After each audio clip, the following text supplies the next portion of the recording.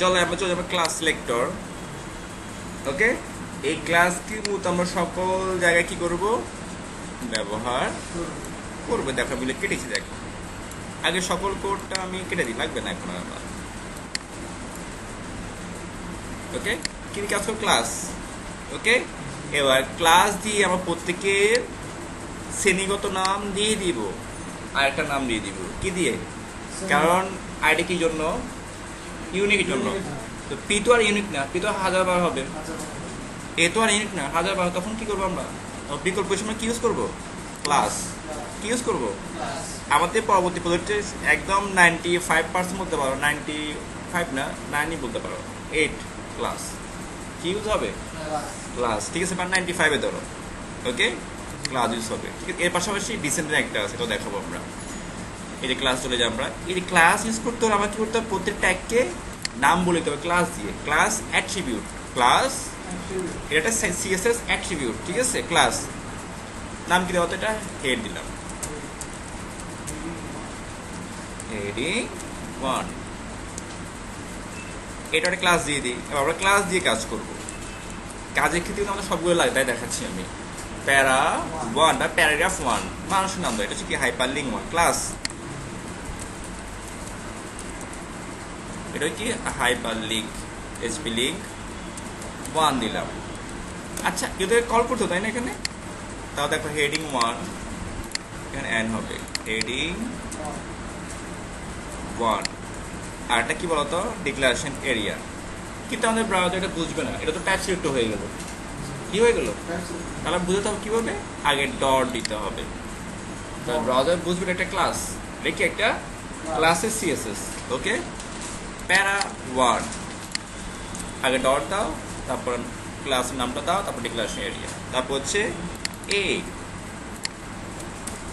ওকে,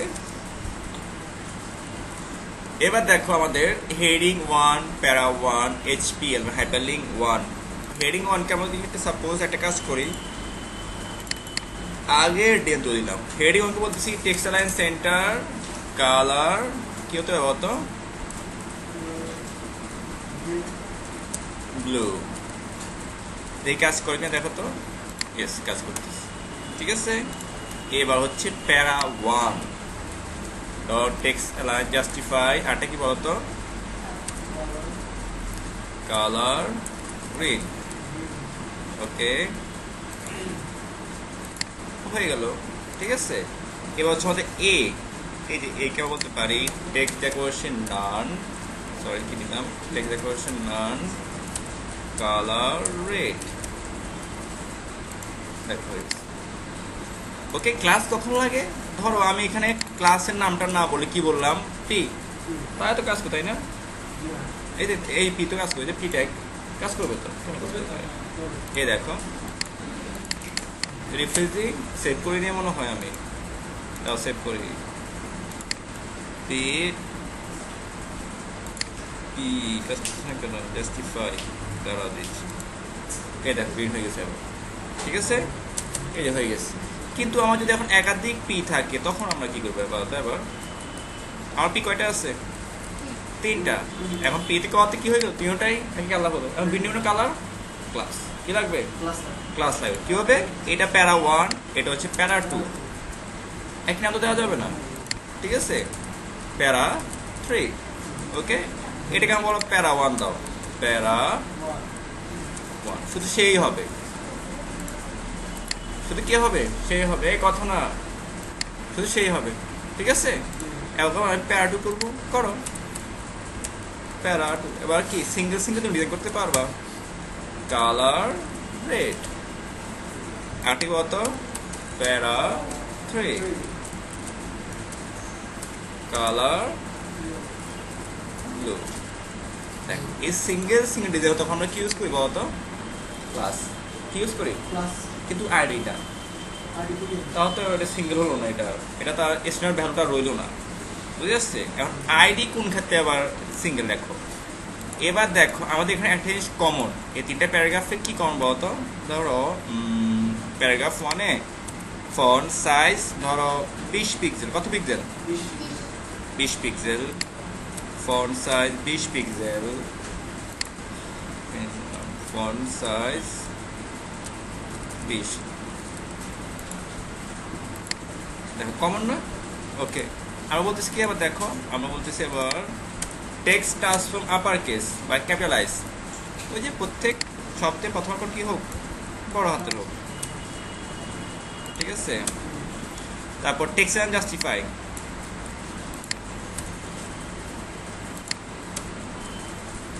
ওকে আজকে দেখো হ্যাঁ জাস্টিফাই হয়েছে দেখো আমার এখানে কয়েকটা কোড দেখো এই তিনটা কোড 1 2 3 তিনে সিএসএস প্রপার্টি তিনটা একবার আসছে না তিনবার কয়বার হচ্ছে মোট 9 বার না এখন কোড কমাতে হবে কি কমাতে হবে কোড কমাতে আমার না হবে না আমি কেউ দিব একবার দিব কয়বার মানে তিনবার ইউজ করবো কি কোড কমাবো তখন ক্লাস এবং আমি সিঙ্গেল ক্লাস একটা বলবো প্যারা 1 2 3 কেউ তো ইউনিক হয়ে গেছে ঠিক আছে নিজস্ব নাম হয়ে গেছে ওদের আমি একটা কমন নাম নিই ডট প্যারা সেম ডিজাইন সেম ডি ঠিক আছে নিজে একটা ক্লাস বানাচ্ছি আবার দিই নাই কিন্তু টেক্সট অ্যালাইন জাস্টিফাই তারপর হচ্ছে টেক্সট ট্রান্সফর্ম ক্যাপিটালাইজ তারপর হচ্ছে ফন্ট সাইজ কত বলতো 20 এই তিনটা কমন না তিনজনের আমি তিনটা কেটে ফেলি আমি এদেরকে ইউজ করবো না হ্যাঁ ওটাই করতেছি আমরা দেখো এখন আমরা এই ক্লাসটা কি করব বলতো এই ক্লাসটা আমরা এসে এদিকে দেখো তিনবার এই ক্লাস শুধু আমরা এই যে 1 এর পরে ইউজ করব ঠিক আছে ক্লাস নাম তো ইউনিক না হ্যাঁ দিলে হবে দেখো এই যে সেম কাজ করতেছে আর আমার সিএস কমে গেছে 6টা কোড কমে গেছে ঠিক আছে এইটা হলো আমাকে এখানে যত মন চায় সিএস আমি লিখতে পারবো সিএসএস নেম ক্লাস নেম লিখতে পারবো ঠিক আছে প্যারা 3 প্যারা 2 প্যারা ইউনিক সিএসএস করার জন্য বাট প্যারা সেম যেহেতু আমরা লিখছি কোডগুলো সেম তাহলে আমরা একটা সিএস নিয়ে নিই আর একটা ক্লাসে নিয়ে নিই দেখো নিয়ে নিলাম জাস্ট নিয়ে নিলাম সব জায়গায় হবে এটা কিন্তু আইডিতে এটা হবে না আইডিতে হবে না ঠিক আছে এই দেখো আমি এখানে h2 দিই h2 হ্যাশ আইডি লরেম 2 দিলাম আর কি ঠিক আছে এই আইডি নামে ধরো এই যে এখানে আইডি ধরো এই নামটা নিলাম কি হবে বলতো আমাদের কালার টিল বাট এটা তো আই তাই না আর কি হবে ডট হবে না কি হবে না হ্যাশ হবে এই কাজ করে কেন দেখো তো বাট আমি একটা ইউনিক আইডি নিয়ে দেখো যে আমাদের যে একই সেম ডিজাইন তাই তো same design text align centre দেখো তো এই এসডিটা কাজ করে কিনা দেখো তো এসডি যেহেতু এটা আইডি দেখো তো সেন্টার যায় কিনা এখন কাজ দেখো এখন আগেরটাও কাজ করতেছে না দেখছো ইউনিক একবারই নাম হবে এক জায়গাতেই কাজ করবে বারবার কাজ করা যাবে না এটা হলো ইউনিক ক্ষেত্রে আমরা ইউজ করি ওকে আর ক্লাস যতবার মন চায় অনেক ইউজফুল ক্লাস এই বলছি 95% 90 ধরো ইউজ হয় ঠিক আছে ক্লাসটাই বেশি ওই যে কোড কমাতে গেলে তখন এই টেকনিকটা ফলো করতে হবে যতই কোড কমবে ওয়েবসাইটও দ্রুত হবে ঠিক আছে